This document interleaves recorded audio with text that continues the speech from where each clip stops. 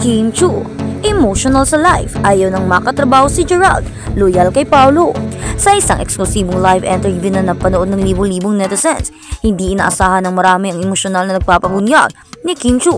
Isang simpleng tanong tungkol sa posibilidad na reunion project kasama si Gerald Anderson ang naging mitsan ng mas malalim na revelasyon na hindi na siya kailanman balak makatrabaho muli ang dating on-screen partner. Sa simula tila kalmado si Kim, ngunit habang lumalalim ang usapan, unti-unti nang nag-iba ang tono ng kanyang boses at namumuo na ang luha sa kanyang mga mata. Nang mabagit ang pangalan ni Paolo Avellino, kapansin-pansin ang bigla ang paglalambing ng kanyang muka. Ayon sa kanya, si Paolo raw ang naging matibay na sandalan niya sa mga panahong tila lahat ay nawawala. Hindi matuwirang binanggit ni Kim ang buong detalye na nangyari sa pagitan nila ni Gerald. Malinaw sa kanyang mga pahayag na may malalim na dahilan kung bakit hindi na niya nais makatrabaho ang aktor. Minsan kasi, kahit gaano pa katagal ang pinagsamahan, kapag nasakpan ka ng sobrang mas pipiliin mong hindi na bumalik sa parehong lugar. Ani Kim, pinipigilan ang luha. Marami ang nabigla sa social media dagsa ang reaksyon mula sa mga fans ng Kim Gerald, love team hanggang sa mga solid supporters ni Kim. Ang ilan ay nalungkot habang iba na may nagpahayag ng suporta sa kanyang matapang na paninindigan. Hindi rin nakaligtas sa usapan si Paolo Avellino. Nang tanungin si Kim kung posible bang magkaroon sila ng mas seryosong ugnayan off-cam, isang simpleng ngiti lang ang kanyang isinagot, ngunit sapat na ito upang magbigay ng kilig at pag-asa sa mga taga-suporta ng #KimPao. May mga tao talagang dumarating sa buhay mo sa tamang oras, dagdag pa niya. Ang kanyang mga sinabi ay tila pagsasara ng isang yugto at pagbubukas ng bago, isang malinaw na pagpili ng sariling kapayapaan at ng bagong simula. Hindi ito simpleng showbiz issue lamang. Ito ay kwento ng isang babae na piniling bumangon, maghilom at umusad ng may dignidad. Para sa maraming kababaihan, ang pahayag ni Kim ay naging inspirasyon. Ipinapakita niya na hindi kailangang ipilit ang isang bagay na hindi na nakakabuti at mas mahalagang pahalagahan ang sarili kaysa sa imahe ng isang love team o ng nakaraan. Sa ngayon, wala pang pahayag mula kay Gerald Anderson tungkol sa issue, habang si Paolo naman ay nananatiling tahimik. Ngunit sa bawat kilos ni Kim, malinaw ang direksyon ng kanyang damdamin. At sa kabilang banda, shock. Habang sinasabi ni Gerald na kaya pa nilang ayusin ni Kim, biglang lumutang ang ex na may sariling kwento at tila ayaw paawat. Sa pinakabagong interview ng aktor na si Gerald Anderson, inilahad niya ang kanyang matatag na paniniwala na hindi pa uli ang lahat. Pagdating sa relasyon nila ni Kim Chu, sa kabila ng usap-usapang tila wala ng balikan ang dalawa, lumitaw si Gerald sa isang eksklusibong panayam at nagsabing, naniniwala pa rin akong maaayos namin to, hindi pa ito ang dulo. Maraming napaaw sa mga tagahangan ng dating tambalan, ngunit kasabay ng pag-asa ay isang hindi inaasahang pagputok ng bagong eksena. Biglang nagsalita ang dating kasintahan ni Gerald na matagal na tahimik sa issue. Ayon sa ilang showbiz insider, hindi raw natuwa ang ex sa mga pahayag ni Gerald tungkol sa possible reconciliation. Sa halip naglabas ito ng sariling pahayag sa social media na tila patama. Hindi lahat ng sinasabi sa interview ay buong katotohanan. Minsan may naiiwan para magmukhang malinis ang kwento. Bagamat walang direktang pangalan ang nabanggit, mabilis itong iniugnay ng netizens kay Gerald. Trending agad sa Twitter ang hashtag na #GeraldKim, #XReacts at #RealTalk ni Gerald. Ang mga fans ay hati na opinyon.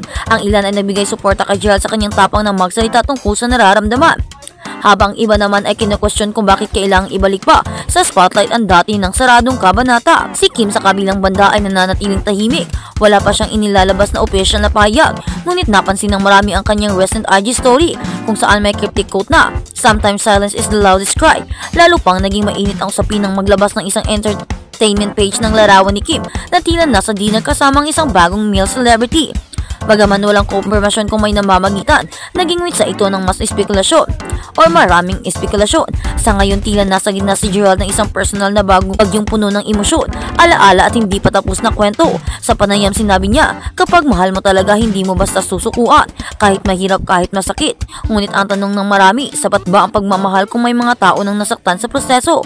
Hindi ito ang unang pagkakataon na naging komplikado ang relasyon ng isang celebrity couple sa mata ng publiko. Ngunit sa sitwasyong ito tila may tatlong panig sa kwento, kay Gerald, kay Kim at kay ex. Habang inaabangan ang lahat ang susunod na kabanata, iisa lang ang malinaw. Sa mundo ng pag-ibig, hindi lahat ay kwento, ay may malinaw na simula at katapusan. Minsan ito'y paikot-ikot, puno ng hindi pagkakaintindihan at higit sa lahat, damdaming pilit pinipigil pero lumalabas din sa bandang huli. Ang tanong ngayon ay hindi lang kung maaayos pa nila Kim, kundi kung may puwang pa ba para sa rekonsilasyon kapag nagkaroon ang nakaraan ay muling kumatok. At sa kabilang banda, Paolo Avellino opisyal ng pumirma sa Star Magic. Inanunsyo ang paparating na serye ng ABS-CBN. Napatunayan ni Paolo Avellino ang kanyang saklaw sa pag-arte sa pamamagitan ng pagpikita ng magkakaiba at nakakaakit na mga papel. Nananatiling kapamilya ang award-winning actor na si Paolo Avellino sa opisyal na pagsali sa ABS-CBN sa talent agency ng ABS-CBN Star Magic.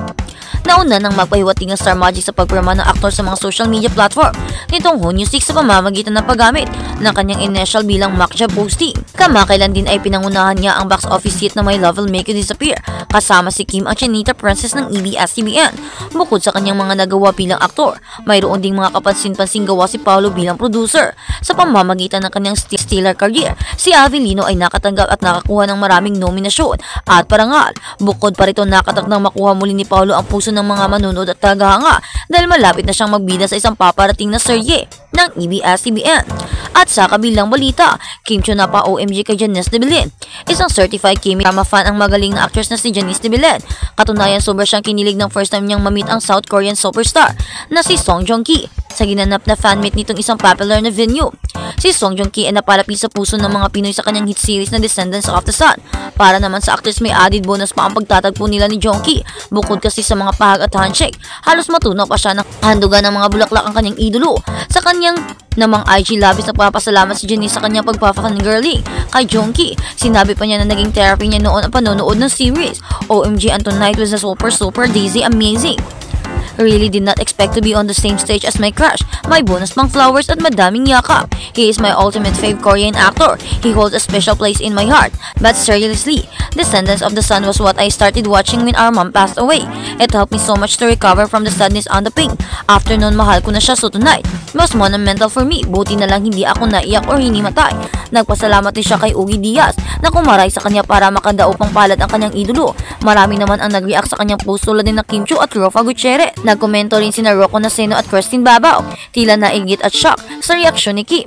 OMG, say naman ni Rofa, grabe ate Janice, hirit ni Christine Yehey. Super duper happy ako for your kilig moments with SJK as Super Janice. Hashtag SJK dreams come true. I remember when you told me na siya ang number 1 loves mo out. Nakakatuwa ang moment niyo sa stage. Komento naman ni Rocco, happy to witness your kilig levels go up to 10,000 in person. Say pa ng kanyang mga kaibigan. Kaya naman, kung ano man ang susunod dito, abangan natin ang mga nakakilig na moments ng every artist, lalo na ni Kim at Paolo, at kung ano ang magiging rason, at kung ano ang magiging susunod na galaw ni Gerald, kung ano ang magiging panggugulong gagawin niya sa relasyon ng dalawa. Kim Chiu, emotional sa live, ayaw nang makatrabaho si Gerald. Sa isang eksklusibong live interview na napanood ng libu-libong netizens, hindi inaasahan ng marami ang emosyonal na nagpapabunyag ni Kim Chiu. Isang simpleng tanong tungkol sa posibilidad na reunion project kasama si Gerald Anderson